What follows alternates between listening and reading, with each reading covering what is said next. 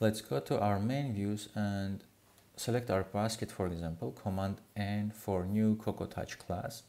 Click Next, and this is going to be a UI view controller, and I'm going to call it Search View Controller. Click Create, and let's just remove this empty code, boilerplate code, and we're going to do our connections. But before we can do that, we need to set that the class that controls this view is our Search View Controller. And now I can open my assistant editor. Let me just quickly close the side panels to give us some more space to work. And here what we need is to put a mark, call it IB outlets. And we're going to connect 4 things here. First is our search table view. So let's put this table view.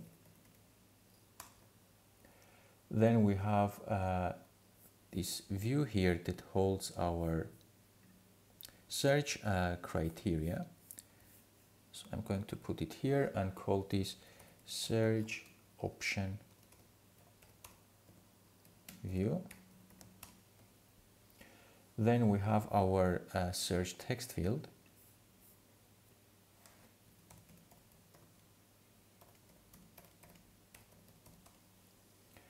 And of course our search button. We need to connect this as IB outlet because we want to change the view of it dynamically. So we say search button outlet.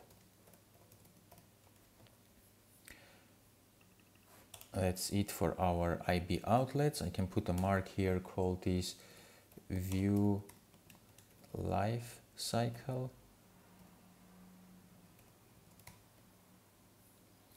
And then I'm going to have another mark called this IB actions. And here we are going to connect our 2 buttons. The one is the top search that we have to press whenever we want to show or hide our search option. So let's connect the top one first. And I'm going to call this show search bar button pressed. And then we have our search button, and this is going to be search button pressed.